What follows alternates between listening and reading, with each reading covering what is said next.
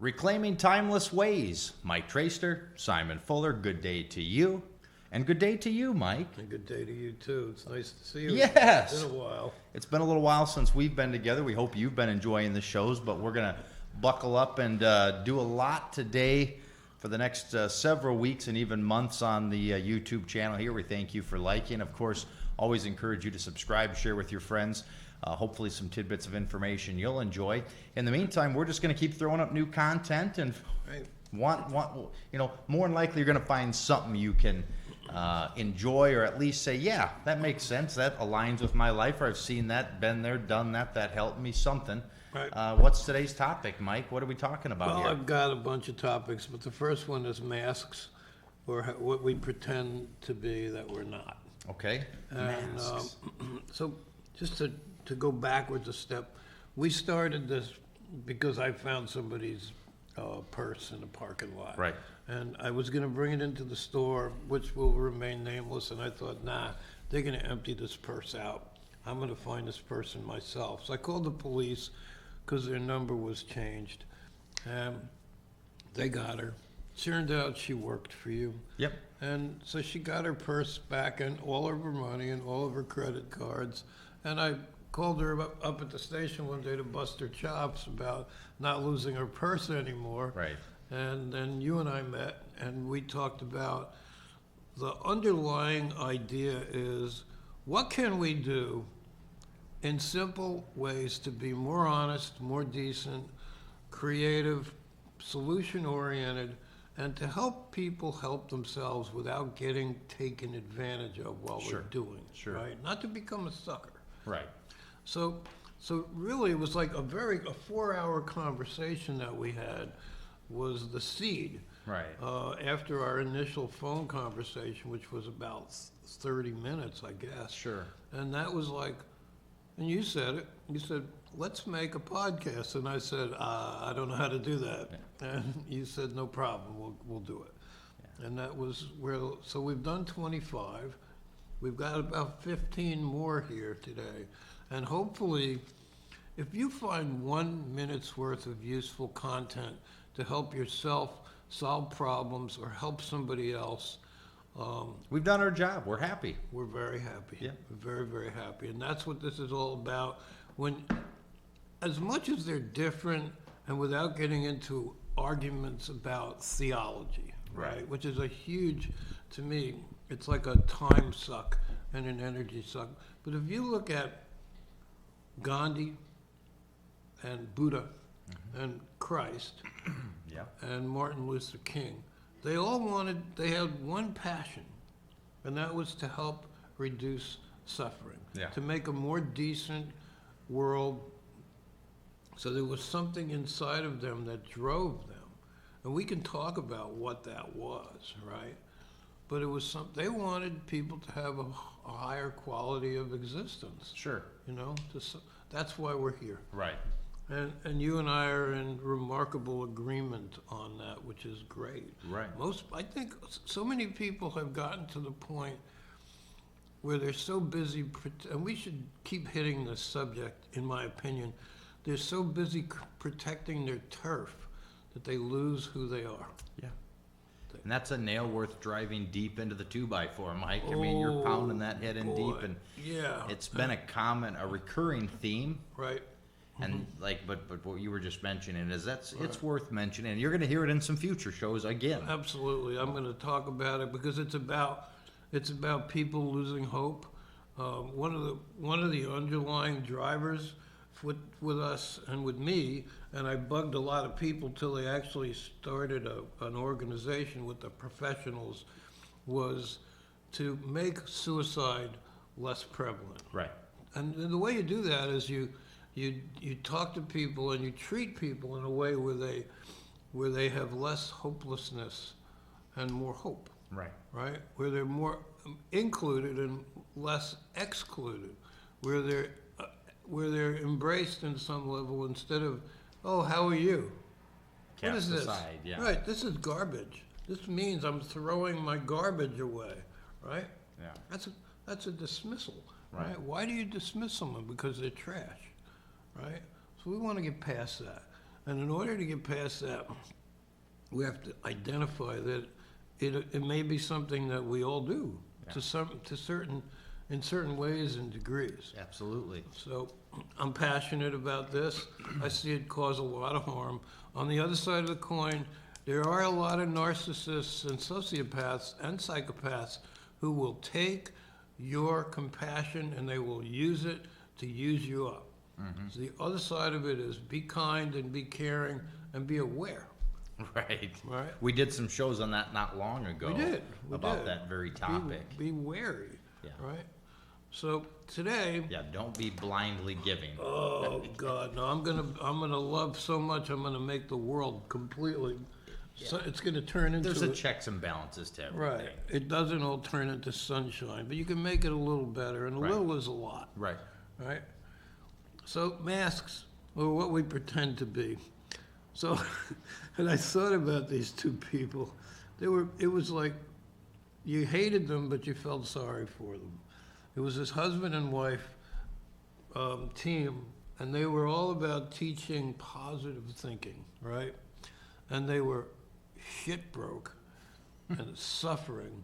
Their life was a disaster, and they had dragged themselves into this church, and I think they needed gas money. And they were friends with the pastor, who was kind of he was cut out of that same piece of rotting wood. Sure. And so they had this in common. So they put on this big positive thinking program for like a talk for 20, 30 minutes. And it was such theatrical bullshit.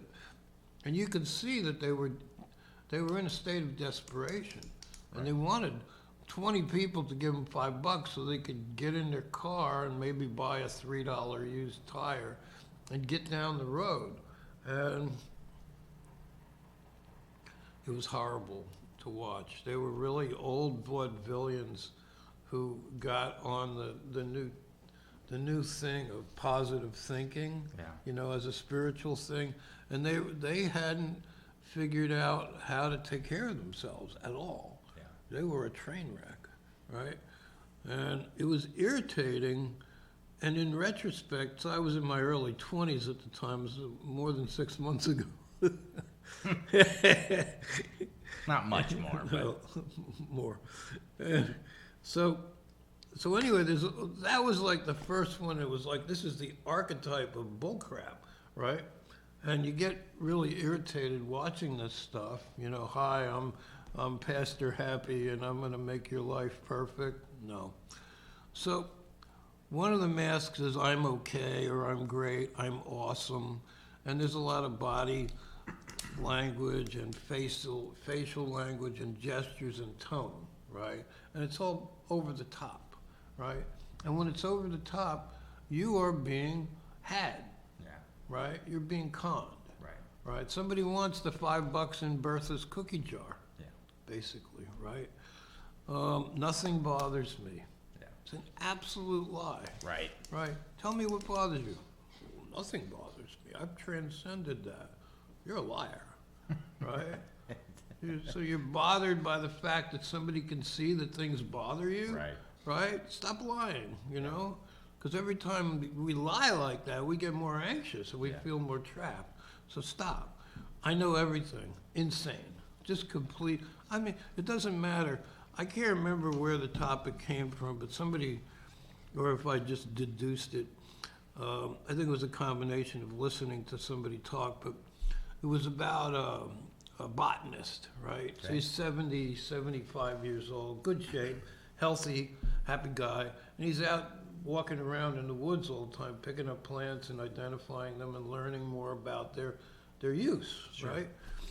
And so somebody asked him a question. So he's had a doctorate for like 40 plus years.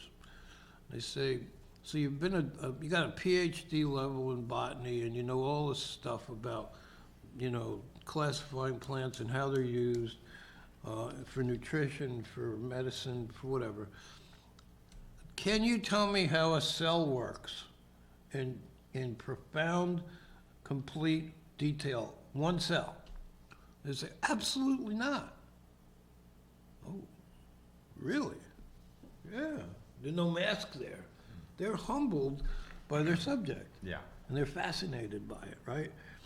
Or, so I know everything. No, we don't. Right. I don't, you don't. You know, like I tell my Tai Chi students when I'm willing to teach, I'm a beginner, Yeah. you know. I'm in control. Some things, Yeah, absolutely, but everything, I can't control the price of gas, Right. you know. I can't control the mental status of people in high office in the government. Right. There's a lot of stuff I can't control whether or not my neighbor is decent or dangerous. Right. I can't control that. I am successful. Maybe so, but if I'm successful and I shove it down your throat Right. to make you feel small, Right. right? All of these you're mentioning thus far, and I know there's more, Mike, it's kind of like you Right. start out with, you know, I'm in control, or I know everything. No, you probably know a lot. You probably do control a lot of situations. Probably a lot of things don't bother you. You probably are successful, but it's like anything. In doses, anything can be good in moderation doses, but Right. it's when you take it over the top, and in any of those situations, it almost, it turns into that arrogance or that over the top where Oh, yeah. now it becomes a facade, a fake, a mask. That's not who you are. That's part of you, Right. but that is not who you are, and that it almost starts having a counterproductive nature to it. In each one of those you're bringing up, sure, you've been successful, you know a lot, but in any of those, when you, like you said, shove it down the throat, Right. you overuse it. Sorry. I Right. mean, that's not genuine, that's not real, that's not who we are, and that's, A lot of times there's a little bit of meanness yeah, involved. it in turns you know. harmful It oftentimes. does. I've seen a couple of people who wound up being rock stars in churches. That should never happen. Right, And they wind up making people feel more hopeless. yeah, Hey, you should see the new $100,000 car I just bought. right, They're a greeter, Right. right? And they're making people who are struggling now feel like, oh, I'll never even be able to afford a new engine for my car. right, You know, I'm wise. right, God is wise. The rest of us, not so wise. There was an old comedy act. There were a bunch of like hippie guys from the '60s and '70s called Fireside Theater, and the title of one of their albums, as I recall, was "We're All Bozos on This Bus." It's hysterical, right? And it's like, why is it hysterical? Because it's true, Yeah. right? It's like, is it okay for me to be serious and focused and have a couple of areas of reasonably good skill and still be a bozo? sure, Absolutely. Why? Because I am, yeah, right? Why is that bad? right, So, I'm enlightened. No, you're not. It's not true. It's a lie, right? Am I getting a little bit more enlightened about some things? Probably. If I'm too proud, though, I'm watching a cartoon, you know. I'm indestructible. Muhammad Ali, destroyed, right? Destroyed. He didn't have a brain when he passed away. Lyle Alzado, he destroyed himself yeah, with steroids. Bruce Lee, right? We don't know what happened to him, but he's gone. And he was, I don't know if the word best works or if it's true, but he was a brilliant martial artist, right? They're gone, you know? So I'm the smartest in a particular room, in a Yeah, maybe. particular, yeah, sure, definitely, right? You're the smartest person in this room when it comes to radio. maybe, Yeah, you are. There's no question about it. None. You know, I'm the most handsome or the most beautiful. Well, I don't have to worry about that one. I'm sinless or pure, yeah, right? Seriously, you honestly believe that? Or my grandma is. Oh, really? Well, there's a little scripture. All have sinned and fallen short of the Yeah. glory of God. Oops. period. It didn't say all except for Exclamation. grandma, right? Right. Right? I know some people who have come pretty close, but you're right. Yeah, maybe. You're absolutely Yeah. right. I remember I had a grandpa who was just a sweet, wonderful, smart guy. Does that mean he never had a mean thought in his Right. head? No, I doubt that. Doubt, you know, yeah. fewer than most, I'd say. You know, don't you wish you were me? It's like, God, you know, you don't know if you want to scream or throw something or weep Yeah. when you get that. I am more religious, right? And then we get into, which we'll cover more in other shows, scripture quoting as a form of aggression, Yeah. right? Right. Right. Let me tell you what it says in, let me tell you, right? There was a young man, I won't say where he lived or when this was. He was in his mid-20s, fairly tall, about 6'4", and when you would talk to him, he was, I think he had a little bit of bipolar, Okay. and he was very over the top with whatever he was interested in. And he would literally stand up much, much straighter and raise his chin and look down his nose at you if you were talking religion. And one day I looked at him and I said, I want you to stop for a minute. I'm going to show you what you're doing. Do you think that because you're 6 inches taller than me that you're on an elevated level in terms of spirituality or knowledge or closeness to God? Because that's the message you're giving. Yeah. And he was like, when I said it was like throwing garlic at a vampire. He didn't like it. So that's the first one. Yeah, it's interesting because and there's probably many others that categorizes a lot. Right. But the point is, don't hide behind that. That's not who you are. No. And if you're approached by somebody wearing that mask, don't believe, I guess, what you see. You know, pull Right. that mask off them, and because they're no different than you or I. Absolutely. And I think the proper response is not to say you're full of crap and you're Right, an right. evil son of a bitch, right? It's to say something like, I've heard many people say that, and I have never found it to be a useful thing for them or the people they're talking to, Yeah. right? It's a trap.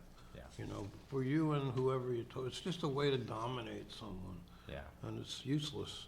So, I don't know, how do you react to all this? No, I just think that it's factual what you're saying. You know, I had no knowledge coming into the show Right. what exactly you were going to talk about, Oh. and I'm sitting here imagining, and just like you, you know, I think a lot of your ideas come from literally sitting somewhere in Right. life and Right. watching and Right. observing, Absolutely. interacting, Yes, and very saying much. this is not helpful. Going No. back to the beginning of the show, in bettering our world, my stance, your stance, anybody's stance. It's Right. not improving upon No. anything. Take them off. Right. Be vulnerable. Yeah, you're smarter or more successful, but that, and I'm this, and these are my strengths, and let's use those for a common good, not to butt heads or to somehow rank one another and rank ourselves. Right. That's not helpful for you or anybody else. Right, and but when somebody becomes Buana and the other one becomes a little hunched over servant, why would you want to do that to another person's spirit, Right. right? So that's the first one. So take them off, and just be you, be genuinely you. Thank you, Mike, and thank you for joining us for another edition of Reclaiming Timeless Ways. More shows coming up in the future. Stay tuned to our YouTube channel, and of course, always ask you to subscribe it and let others know about it. We hope you enjoy it, and we want others to as well. For Mike Traster, I'm Simon Fuller saying have a great day. Take care.